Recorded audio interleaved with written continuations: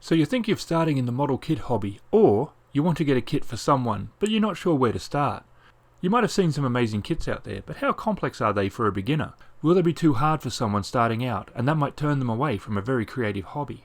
So in no particular order, except for number 1, so I guess there is some kind of order, because if there wasn't, then I wouldn't be. Number 10! 172 Airfix Mark 5B Spitfire. Spitfires are a beautiful and iconic aircraft. Its graceful lines are inspiring, and its Merlin engine gave it a unique sound that made many of us that love it say, "There is nothing that sounds like a Spitfire." Except the Hurricane, P-51 Mustang, Mosquito, Lancaster, some Spanish-built HE-111s and BF-109s, and a host of... Alright. The Airfix kit is a gem. It's a new tool from a few years back. Its detail is excellent. A little heavy maybe, but it stands out on this small 172. The fit was excellent. My son was 7 and he built this kit with very little help from me. The wing roots were excellent. The flooring of the cockpit was the only tricky thing on this kit. It has 2 decal options, a US and a Brit, and it sells for around $12 Canadian. It's a good starter that had no real issues but will use all the basic skills you will need. Number 9. The Academy 172 P47D. Now Academy can be a bit of a budget company sometimes, though I think calling them a poor man's Tomoe is unfair to both parties there. Academy has made some excellent kits that are at a very affordable price. They are certainly not Tomoe, but when you get a good Academy, there is very little to complain about. This is a nice little kit. It has big surface area that looks great on the shelf. It has a lot of panel lines and you can paint it up clean, but it does take weathering really well if you want to try to add a couple of the easier techniques. The decals on this one are, however, terrible, and while at some point learning how to deal with bad decals is a must, I wouldn't start here. However, this kit is super cheap. I got mine for around $10, so I would suggest getting a set of aftermarket decals. A bit of shopping around will show a lot of options and not all of them are expensive. Number 8. Tomoe's 148 Crusader Tank. Now the tank scale standard is 135. For the most part though, in that scale the tanks are super detailed with a complexity to match. Several newer companies are making super complex full interior models, amazing for the highly experienced modeler, but luckily if you are starting out, Tomoe makes an excellent range of 148 tanks. This Crusader is a mixed media kit. It is a mix of metal and plastic, however that doesn't pose too much of a problem. The main hull is metal and gives this kit a real heft to it.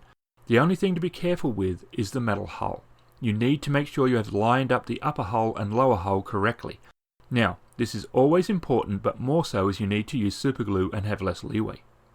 The rest of the kit is plastic. It looks like a Crusader, which is nice. Armour is a bit different to aircraft, so it's a good thing to practice. Apart from getting the hull right, there is nothing hard like on the larger scales. It's also a great scale for trying a diorama. The whole armour range, apart from a couple, are very affordable. If you like armour, want something cheap and easy to do, then this range will work really well. Number 7. Tomoe's 148-0. There is a reason Tomoe features a lot. They are great kits, but they are sometimes very pricey. But there are also some really solid older kits which can now be picked up for a very decent price. One of them is the old 148-0. There is also a Hamp, Raiden, Frank, and I think a couple of others. These are very basic kits but are excellent for beginners. We had several kids build them at North Star Hobbies a few years back and they did a great job. The fit is amazing, comes with figures, and I got mine for $17.95 and it was a nice kit in 48. There is a new super cool 48-0 which has a lot more features and the price is much higher, so just make sure you're getting the right one. Number 6. Bandai Xwing 172. I was thrilled when Bandai got the license for Star Wars, as I had built a couple of their space battleship Yamato kits, and they were brilliant. Bandai makes snap-together kits, but the thing is, the Bandai kits are truly brilliant. The engineering that goes into them is second to none. They fit, and they fit incredibly well, and all without glue. The Xwing is an amazing kit. My son made one and loved it. Following the instructions is key, and sometimes they do things in a way that might seem a bit strange, but they are doing it for a reason. These are great for focusing on the painting side of things. Occasionally, due to the snap-fit nature, you'll find that there are gaps and they can be a little large. This is a good opportunity to work on how to fill those gaps. It comes with gear up or down, has decals or stickers. There is so much choice to be had with these kits. Number 5. 135 to me a chieftain. Not the first kit someone should do, but if they've done a few, then this is an excellent kit. As a more advanced beginner project, this kit is great. It's quite old now, but it holds up really well. If you have done something like the Crusader, then this is not a huge leap. It builds like a 48. The fit is good with no real issues. There are a couple of tricks to getting the tracks on, and these can be readily found online. So the real challenge of this kit is the painting of it. Beginners have a chance to really try and add to their skill set in the weathering department. Take some time and find some of the easier techniques that can be applied to this kit. Improvement is incremental, and don't be afraid of that.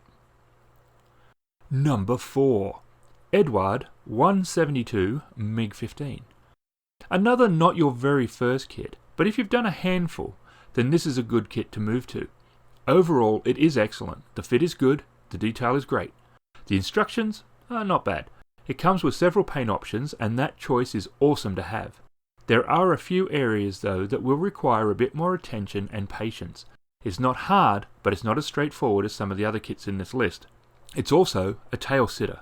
Real planes have real weight, and the kits do not in the same way, and in this case the rear is heavier than the front and it will fall back onto its butt. Weight has to be added to the nose to prevent this.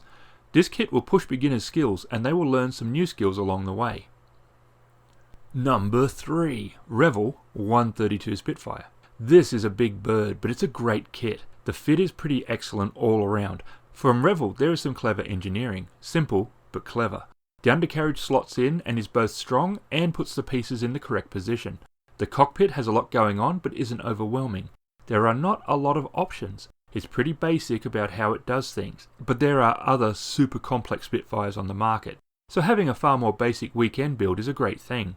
This kit has no real tricky bits except the decals.